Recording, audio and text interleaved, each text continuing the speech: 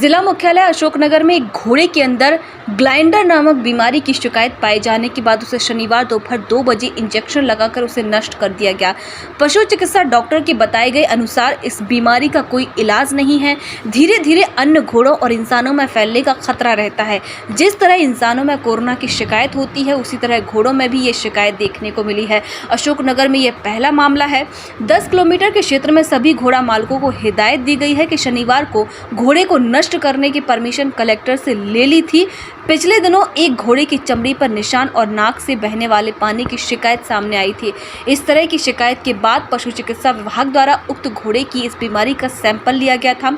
पशु चिकित्सा विभाग के उप संचालक डॉक्टर कल्पना दीवान ने बताया कि डॉक्टर संजय सिंह कौरव पशु चिकित्सक जिला प्रभारी द्वारा इस बीमारी को पकड़ा था, जिसके बाद एहतियात बरतते हुए घोड़े की बीमारी का सैंपल लेकर उसे पशु चिकित्सा अनुसंधान विभाग भोपाल में जांच के लिए भेजा गया था, जहां जांच में इस बीमारी के सिम्टम्स मिले थे, जिसके बाद से पॉजिटिव के आधार पर अंतिम जांच के लिए हरियाणा राज्य के हिसार के रिसर्च सेंटर में भेजा गया था।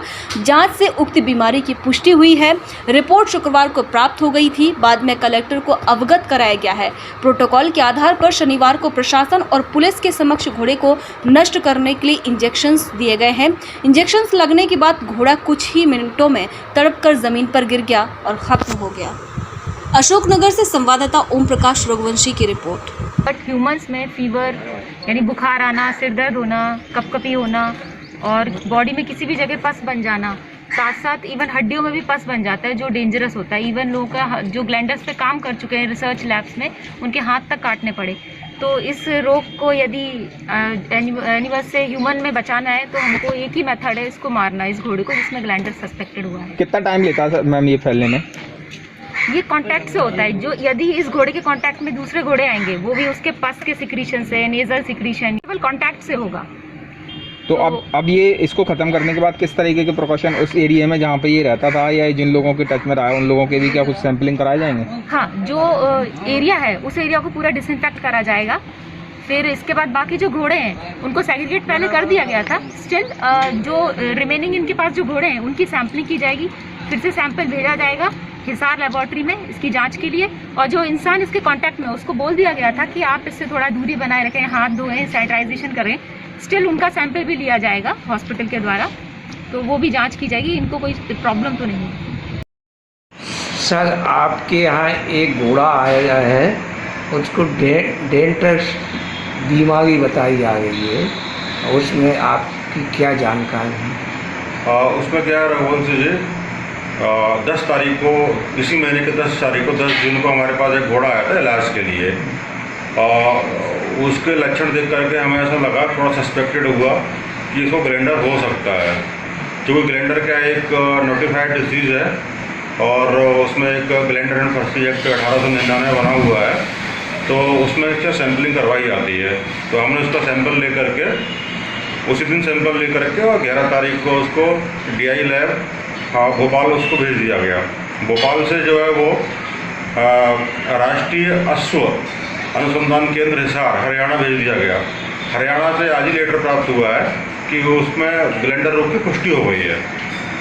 क्योंकि जो है ये ग्लैंडर रोग संक्रामक रोग है, ये जो है घोड़ों से, ये मेनली जो है घोड़ा खच्चर और गधे की बीमारी है और ये घोड़े से घोड़े में फैलता है।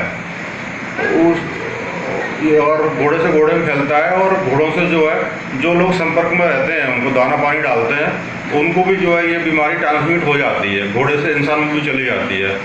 तो जैसे ही हमें लेटर प्राप्त हुआ आज की ग्लैंडर की पुष्टि हो गई है, वैसे ही हमने प्रशासन से तत्काल जो है रिक्वेस्ट की और उसके जो है उसके निस्तारीकरण की, उसको डिस्पोज करने का जो है प्रोसीजर ग्लैंडर एंड फर्सी एक्ट के अनुसार जो है कर दिया जाएगा जल्दी से जल्दी, जिससे कि जो है बाकी एरिया में संक्रमण ना हो। इसके साथ साथ जो है उसके घर में जो है प्रॉपर तरीके से सैनिटाइजेशन किया जाएगा। उसके आसपास उसके पास अगर और भी घोड़े हैं तो उनको सीरम लेकर के उनको भी चेक करवाया जाएगा और जो उसका मालिक है घोड़े का, उसको भी जो है उसके भी सीरम लेकर के उसका भी टेस्ट करवाया जाएगा, जिससे कि पूरी तरह से पुष्टि हो जाए और उसको जिस घोड़े को ग्लैंडर की पुष्टि हुई है उसको डिस्पोज करवा दिया जाएगा जल्दी से जल्दी। एक आदेश जारी करा था कि घोड़े को ऐसा रोग हो गया जिससे उसको मारकर दफनाया जाना आवश्यक है। तो श्रीमान के आदेश के पालन में आज तो घोड़े को नगर पालिका की टीम की सहायता से दफनाया गया। उसको पशुपालन विभाग की टीम के द्वारा विधि अनुसार मारा गया। मारने के बाद नगर पालिका की टीम की सहायता से उसे दफनाया गया। कहाँ पर दफनाया गया है? ट्रेंचिंग ग्राउंड पर। आप प्रशासन की ओर से किन किन की उपस्थिति थी? शासन की ओर से हमारी पूरी राजस्व की टीम उपस्थित थी कानून व्यवस्था की दृष्टि से।